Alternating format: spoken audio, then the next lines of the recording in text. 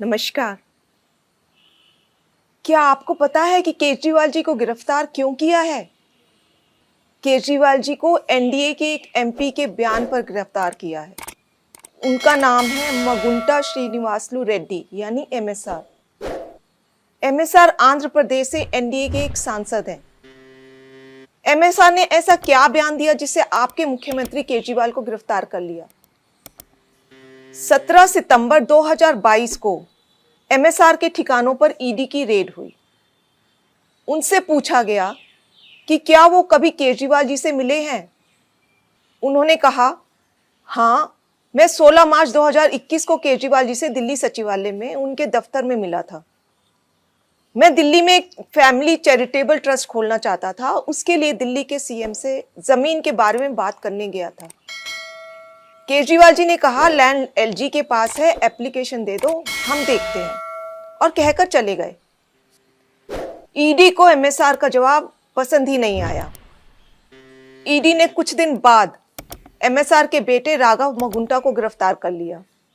फिर से एमएसआर के और बयान लिए गए, मगर वो अपना पहले वाला बयान ही दोहराते रहे क्योंकि वही सच था, और उनके बेटे राघव रेड्डी की बेल खारिज होती रही। इस दौरान सदमे से राघव की पत्नी यानी एमएसआर की पुत्रवधू ने आत्महत्या करने की कोशिश की और उनकी बूढ़ी मां बहुत बीमार हो गई। इन सब को देखते हुए बेटे के लिए बाप भी टूट गया। 17 जुलाई 2023 को पिता एमएसआर ने ईडी में अपना बयान बदल दिया। उन्होंने अब कहा, 16 मार्च 2021 को मैं केजरीवाल जी से मिलने गया था। मुश्किल से 4-5 मिनट मुलाकात हुई। वहीं 10-12 लोग बैठे थे। मेरे कमरे में घुसते ही केजरीवाल जी ने मुझसे कहा कि दिल्ली में आप शराब का काम शुरू करो, बदले में आम आदमी पार्टी को 100 करोड़ रुपए दे दीजिए।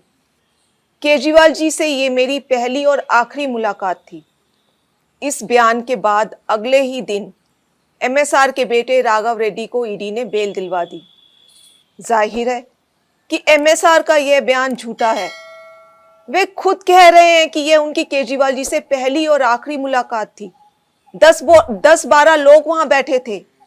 अगर किसी को किसी से पैसे मांगने भी थे तो वह क्या कोई किसी अजनबी से पहली मुलाकात में ही 10-12 लोगों के सामने इस तरह पैसे मांग लेगा?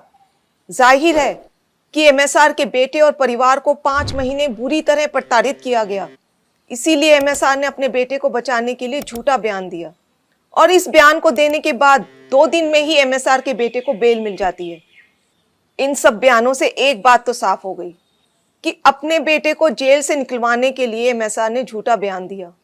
कोर्ट ने भी केजरीवाल जी को बेल देते हुए यही माना कि ईडी ने बेल का लॉलीपॉप देकर बयान लिया बिना किसी सबूत के।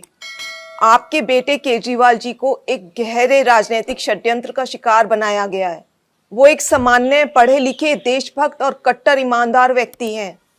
यदि आज आप उनके साथ खड़े नहीं हुए तो इस देश में पढ़े लिखे ईमानदार लोग कभी राजनीति में नहीं आएंगे। क्या मोदी जी केजरीवाल जी के साथ ठीक कर रहे हैं?